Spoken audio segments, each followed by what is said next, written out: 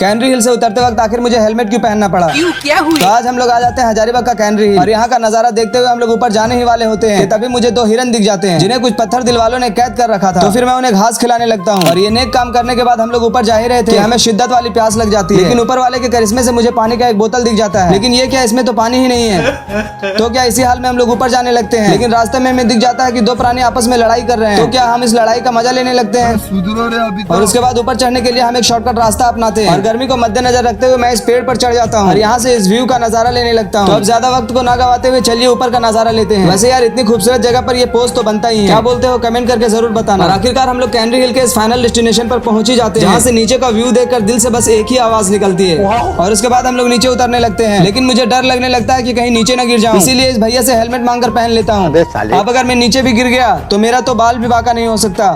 उसके बाद हम लोग घर के लिए निकल जाते हैं। तो ऐसे ही मिनी ब्लॉग के लिए अपने भाई को फॉलो करें गाइस।